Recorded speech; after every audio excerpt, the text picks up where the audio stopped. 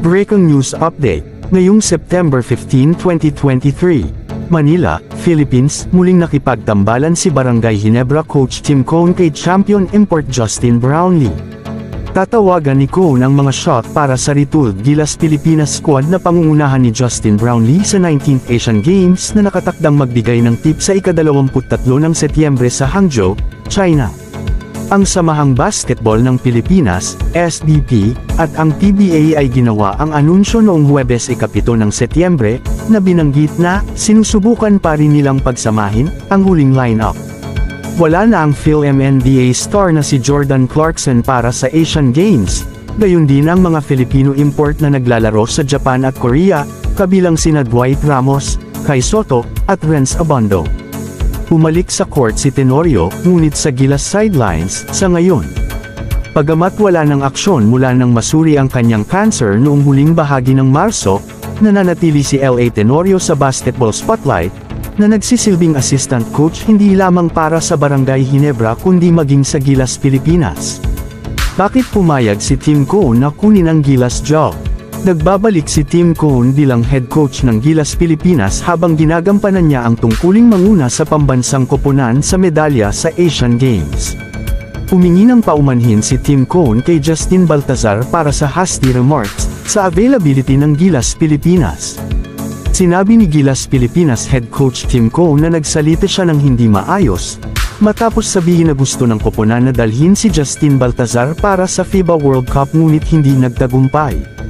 Nakausap ko si Chot at binigyan niya ako ng blessings, sabi ni Cone ng Reyes, na, tumiwalay, kasunod ng kampanya ng Gilas Pilipinas sa FIBA World Cup, kung saan tumapos ang bansa sa ika-24 sa 32 koponan.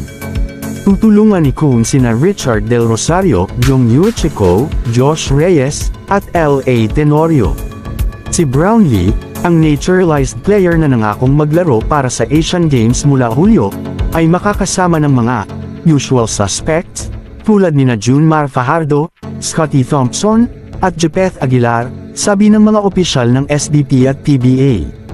He's still recovering but he's back on court, sabi ni Cone tungkol kay Brownlee, who has been dealing with an ankle injury. We are assuming na 100% siya. Pinapabuti niya ang mga tao sa paligid niya, inaasahan naming makita siya sa yugtong iyon. Matatap din ang naturalized player at dating Ateneo standout na si Ange Kouame. Ngunit walang mga manlalaro ng UAAP at NCAA sa roster, ani Cone, na ang mga lokal na liga ng kolehiyo ay nakatakda ring magsimula sa lalong madaling panahon. Sa pagkakaroon ng mga kapansin-pansing pagbabago mula sa orihinal na listahan ng koponan na isinumite noong ika-25 ng Hulyo, ipinaalam ng Philippine Olympic Committee sa Hangzhou Asian Games Organizing Committee, HAGOC, ang mga update sa lineup sa pamamagitan ng online pre-delegation meeting na ginanap noong Miyerkules ika-6 ng Setyembre. Uulitin ni Cone ang kanyang huling tungkulin noong 2019 Southeast Asian Games na pinangunahan ng Pilipinas, kung saan nasungkit ng Gilas ang gintong medalya. Unang pinamunuan ng American coach ang Nationals, na tinawag na Philippine Centennial Team, sa isang bronze medal finish sa 1998 Asiad na ginanap sa Bangkok. Katulad ng koponan ng edisyong ito, karamihan sa mga manlalaro sa squad na iyon ay nagmula sa isang PBA team, ang Alaska Aces, sa pangunguna nina Johnny Abarrientos, Kenneth Dermbes, at Jojo Lastimosa. Ang koponan ay kinumplito ng iba pang mga star player tulad nina Alvin Patrimonio, Andy Sigel, Dennis Espino, at Virgil Meneses.